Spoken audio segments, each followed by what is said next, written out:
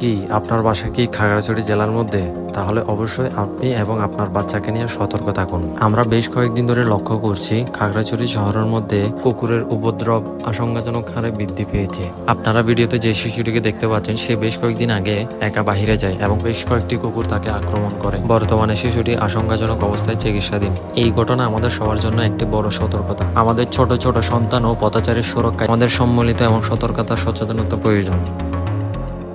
বর্তমান সময়ে আপনার শিশুকে বাইরে একা যেতে দিবেন না। কুকুর দেখলে ভয় পেয়ে দৌড়াদৌড়ি বা চিৎকার করবেন না। শান্তভাবে স্বাভাবিক গতিতে হেঁটে স্থান ত্যাগ করুন। কুকুর অথবা বিড়াল কামড় দিলে বা আঁচড় দিলে অবশ্যই ক্ষত স্থানটি 15 থেকে 20 মিনিট ধুয়ে ফেলুন এবং চিকিৎসকের পরামর্শ অনুযায়ী জলাতঙ্কের টিকা অ্যান্টি রেবিস ভ্যাকসিন গ্রহণ করুন। এবং পুরসভা ও স্থানীয় প্রশাসনের কাছে একটাই অনুরোধ, খাগড়াছড়িতে যে পরিমাণ কুকুরের বৃদ্ধি পেয়েছে তার একটি ব্যবস্থা নেওয়া হোক। নিজে সচেতন হন, অন্যকে সতর্কতা করুন। আহত শিশুটির দ্রুত সুস্থতা কামনা করছি। জনস্বার্থে গাউসিয়া ব্লাড ব্যাংক, খাগড়াছড়ি।